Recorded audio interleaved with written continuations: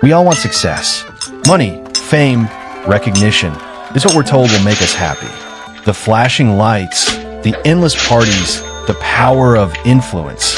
It looks like the dream, right? Fancy galas, people hanging on your every word. What more could you want? But then something feels off. You've got everything, and yet somehow it's not enough. What if all the things you worked so hard for, the fortune, the status, the achievements, aren't actually leading you to happiness? What if instead they're trapping you? Leo Tolstoy lived that reality. And when he finally faced the truth, he did something unthinkable.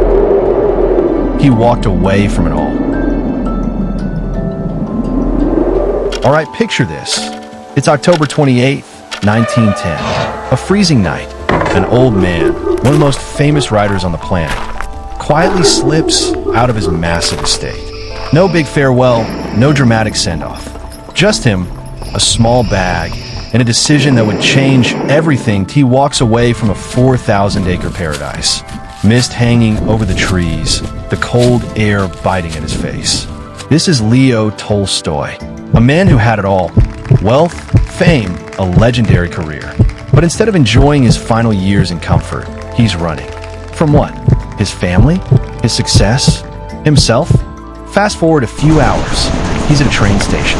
Not as a celebrated author, not as a man of influence, just a tired, lost soul sitting on the pavement, no destination in mind. The world saw him as a literary giant, but inside, he felt trapped.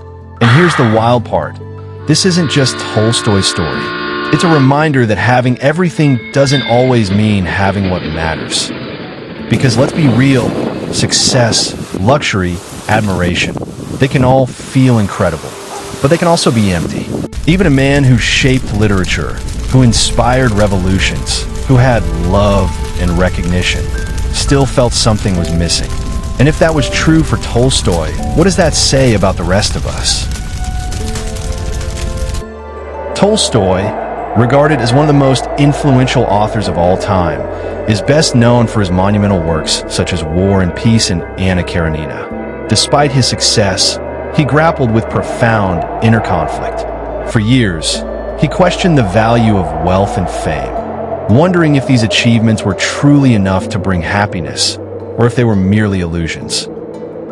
This existential struggle weighed heavily on him, and no matter how much he searched for answers, he only found confusion. To those around him, it was hard to understand how such a revered figure could feel so lost. People might assume these reflections were the result of aging, but in reality, Tolstoy had been plagued by these thoughts for over 3 decades. At the age of 82, Tolstoy made a dramatic decision. He left behind his luxurious estate, his family, and the fame he had worked so hard to achieve. With no clear destination in mind, he boarded a train, seeking something deeper than literary acclaim or worldly success.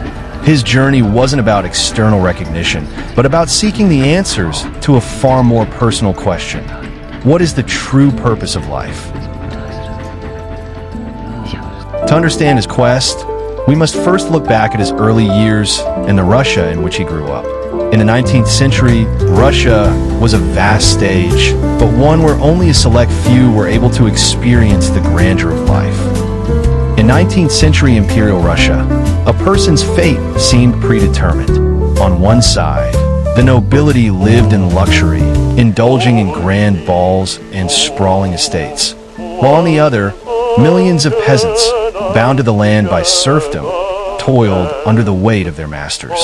It was a world of stark contrasts, where opulence and suffering coexisted, where palaces gleamed while peasant huts crumbled under the weight of poverty and harsh winters. This was the world into which Leo Tolstoy was born, into an aristocratic family that owned vast lands and hundreds of serfs. As a child, he grew up in a golden cocoon, surrounded by governesses and tutors, lulled into the comforting illusion that this world, despite its glaring inequalities, was simply the natural order of things. His youth was filled with pleasure, games, hunting, lavish parties. Yet deep inside, something felt wrong. He observed, he questioned. Why were some men born to command while others were doomed to obey? Why did he, a young nobleman, enjoy every privilege while the peasants, bent under the burden of labor, seemed condemned to a life of suffering? This quiet awareness did not turn into rebellion until much later. When Tolstoy enlisted in the Crimean War, he encountered a brutal reality. Death lurked in the trenches, striking indiscriminately, nobles and peasants alike. But it wasn't the bloodshed that marked him the most.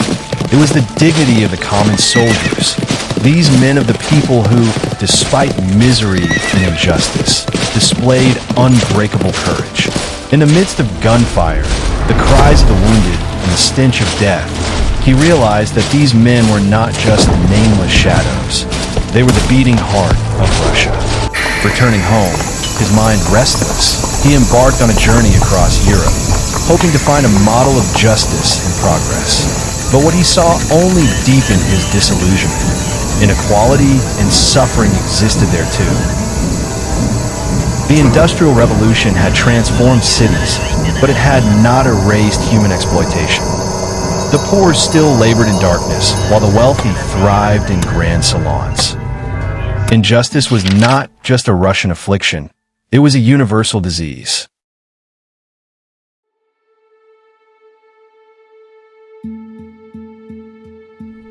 Tolstoy wanted to give a voice to those whom no one listened to. He wanted to tell their stories, to paint their existence with the force of his literary genius.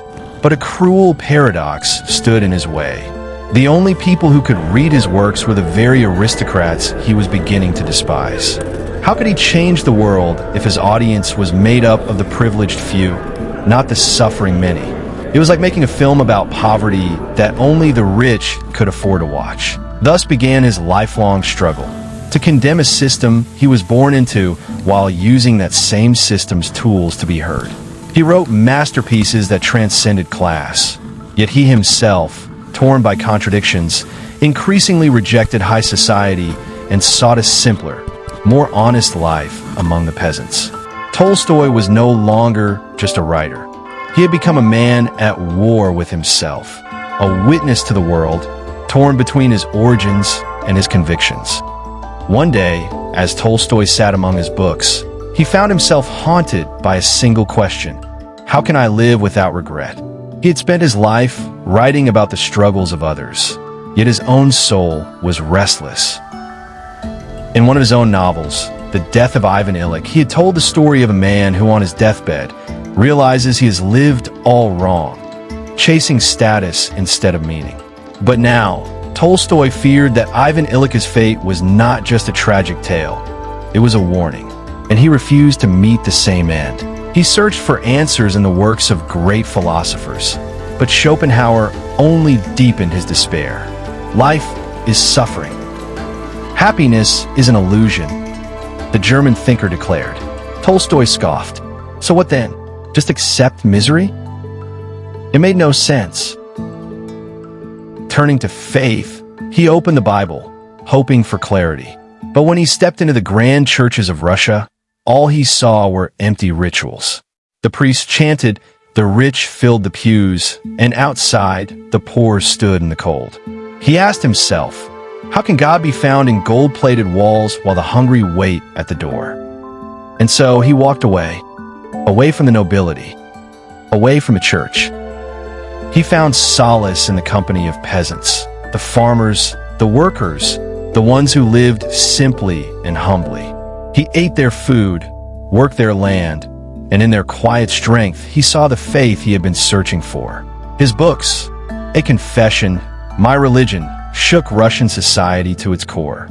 The church, furious at his defiance, issued a cold, formal letter. Leo Tolstoy is hereby excommunicated.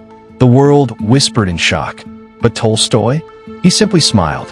He had expected it. Then, from a distant land, a letter arrived. Not one of condemnation, but of understanding. Egyptian intellectual Mohammed Abdu reached out, telling Tolstoy that his ideas of justice and mercy were deeply connected to Islamic principles.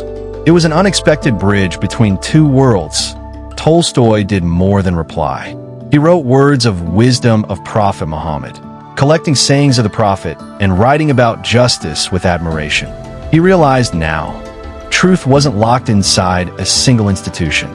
It wasn't in a church, a palace, or even a single book. It was in the search itself. And with that, the restless writer finally found peace. In the story of Leo Tolstoy, the renowned Russian author, we find a man deeply grappling with the meaning of life and his own purpose. After writing Ivan Illich, Tolstoy sought to show the world that life, full of untapped potential, could be a symbol of great possibility, yet unrealized. The death of Ivan's character was not the end, but a new beginning for Tolstoy, who embarked on a spiritual journey, seeking a deeper meaning that could free him from regret.